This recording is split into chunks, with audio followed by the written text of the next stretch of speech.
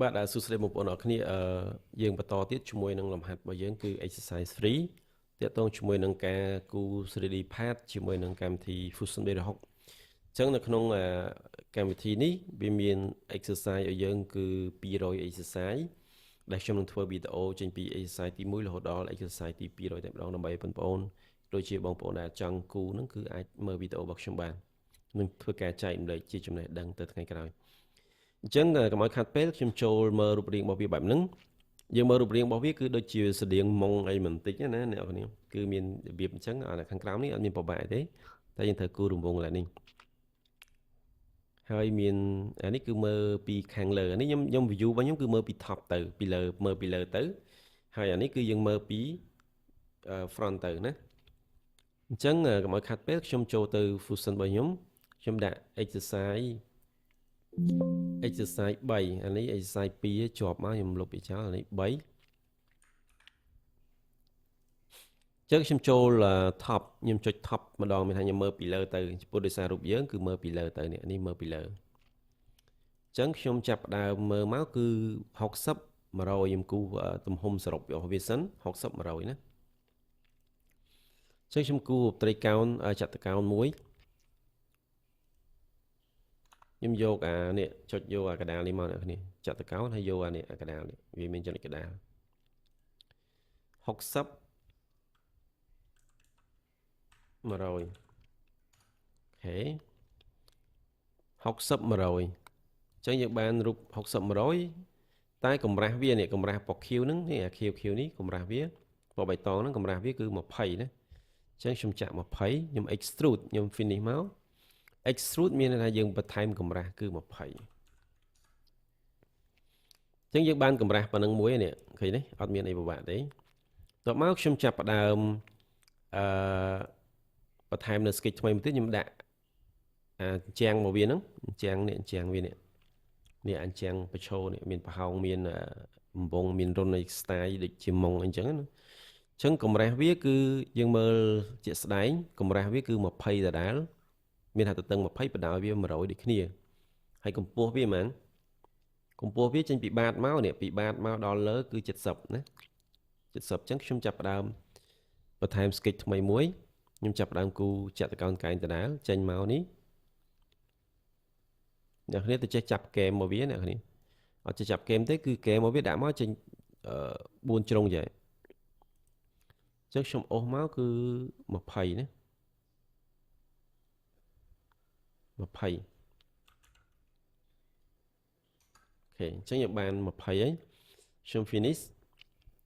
ខ្ញុំឡើងកម្រាស់វាកម្រាស់កម្ពស់វាប្រហែលកម្ពស់វាគឺចេញពីបាតមក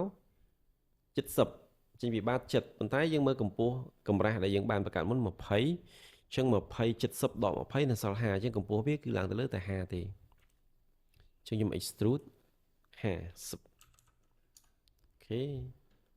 អញ្ចឹងខ្ញុំបានប៉ុណ្នេះនេះគ្នា50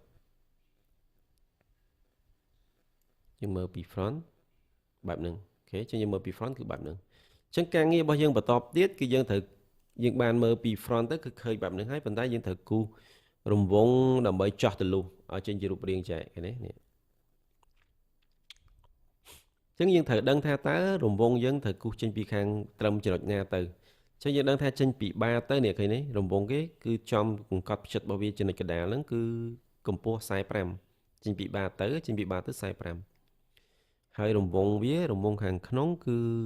កង្កត់ផ្ចិតវា40ហើយនឹងកម្មខាងក្រៅគឺ25អ្នកគ្នាកន្លែងនេះគឺគេអាចបញ្ឆោតបន្តិចរង្វង់គឺគេអាចប្រាប់លក្ខខណ្ឌ2ទី1រង្វង់ខ្លះគឺវាប្រាប់បើសិនជារង្វង់ហ្នឹងជារង្វង់ពេញតែម្ដងបែបនេះគឺវាប្រាប់កង្កត់ផ្ចិតតែបើសិនជារង្វង់ហ្នឹងជារង្វង់ពាក់កណ្ដាលឬក៏មិនពេញលេញទេវាប្រាប់តែកម្មឯអ្នកគ្នានេះអានេះដោយសាររង្វង់ខាងក្រៅវាអត់ពេញនេះគឺវាបានតែមួយជាហៀងអញ្ចឹងប្រាប់តែកម្មឯងតោះហ្នឹងបាទអញ្ចឹងខ្ញុំចាប់ផ្ដើមយកបន្ទាត់ចេញពីខាងក្រោមទៅ45គឺជាផ្ចិតរបស់រង្វង់ហើយអញ្ចឹងខ្ញុំចាប់ផ្ដើមបង្កើត sketch មួយទៀតហើយខ្ញុំគូសបន្ទាត់ចេញពីក្រោមទៅ45ណាអញ្ចឹងអ្នកគ្នាតាមមើលនេះចេញពីក្រោមបាតទៅដល់លើ45អញ្ចឹងអានេះខ្ញុំ ខ្ញុំបញ្ជាក់គឺជាចំណុចនៃផ្ចិតរង្វង់អញ្ចឹងផ្ចិតរង្វង់45រង្វង់យើងមាន2ខាងក្នុងមួយគឺអង្កត់ផ្ចិត40ខាងក្រៅគឺកម្ម25មានខាងអង្កត់ផ្ចិត2 50អញ្ចឹងខ្ញុំគូសរង្វង់មួយកត់ផ្ចិតវាគឺ40 40ឃើញអត់កត់ផ្ចិត40ដល់ពេលគូសរង្វង់ខាងក្រៅមួយទៀតកម្ម25មានខាងកត់ផ្ចិតវា50 yes ឃើញទេ50ចឹងកន្លែងនេះគឺជាចំណុចមួយដែលយើងចាប់ផ្ដើមធ្វើការជាមួយវាហើយតមកទៀតយើងមើលរង្វង់របស់យើងគឺត្រូវកាត់ផ្ដាច់ពាក់កណ្ដាលនៃរង្វង់ខាងក្រៅអូខេចឹងខ្ញុំត្រូវគូបន្ទាត់កាត់ផ្ដាច់ទៅដឹងនៃកត់ផ្ចិតនឹងមួយទៀតចឹងកត់ផ្ចិតរបស់វាត្រឹមហ្នឹងចឹងខ្ញុំចាប់ផ្ដើមគូសកត់ផ្ចិតចេញពីហ្នឹងមកគឺទៅខាងគៀនមកឲ្យដាច់មក yes ហើយមួយទៀតចេញពីកត់ផ្ចិតហ្នឹងទៅខាងគៀនមកដាច់មក yes ចឹងកន្លែងដែលយើងត្រូវកាត់ផ្ដាច់គឺ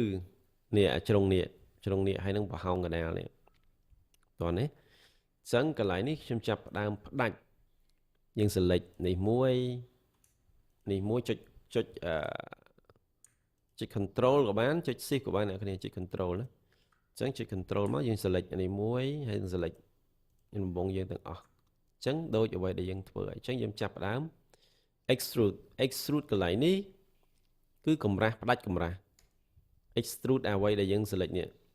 អញ្ចឹងយើងឃើញថាកន្លែងនេះបើសិនជាយើង extrude ដាក់កម្រាស់វាឡើងមកលើចេះគឺបូកប៉ុន្តែបើយើងចង់ចោះវាគឺដកណាអ្នកនរគ្នាចុះខ្ញុំដាក់ដក20គឺស្មើនឹងចោះហើយដោយសារឡើយនេះដាក់ខាត់អូខេចុះខ្ញុំអូខេមកយ៉ាឃើញទេនេះអែមហ៎ដូចហ៎អញ្ចឹងដូចជាមួយនឹងរូបរបស់យើងអត់នេះរូបរបស់យើងគឺបែបហ្នឹងណាគឺស្តៀងម៉ងបន្តិចអីបន្តិចចឹងទៅខ្ញុំមិនច្បាស់ទេគាត់ថាធ្វើម៉េចឲ្យតែមិនដឹងថានឹងរូបអីទេប៉ុន្តែធ្វើម៉េចឲ្យគូចេញរូបអញ្ចឹងអូខេមានຂະຫນາດត្រឹមត្រូវអ្នកគ្នាអញ្ចឹងកម្មវា25គាត់ផ្ចិតវា40អញ្ចឹងយើងចូលទៅមើលទៅនេះយើងចង់ដឹងគឺចុចកែមវាមក25 radius 25ហើយខាងក្នុងនេះគឺ diameter របស់វាគឺ40ត្រូវរបស់យើងហី yeah យើងចូល render yes នេះអែមហ៎ wow yes អែមចឹងក្នុងហ្នឹងគឺយើងអាចលេងជាមួយនឹងដាក់ផ្ទៃវាបាន body របស់វាយើងអាចដាក់ផ្ទៃselect material យើងអាចដាក់ wood ដាក់ឈើអីបានដូចស្អាតចិត្តណានេះយើងទាញដាក់មក yes កាត់ wood កាត់អីហ៎យើងទាញផ្ទៃអីទៀតជាងចង់ដាក់អីដាក់ទៅនេះ glass ជារាងកែវ yes ស្រេចលើយើងអញ្ចឹងអាហ្នឹងគឺប៉ុណ្ណឹងអ្នកនរវីដេអូហ្នឹងគឺមានតែប៉ុណ្្នឹងទេអញ្ចឹងសូមបញ្ចប់ប៉ុណ្្នឹងចុះសម្រាប់វីដេអូទី3ណាអូខេអរគុណ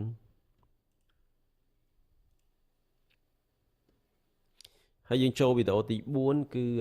នេះ snow នេះគឺ easy ជាងគេបំផុតហើយអា4នេះ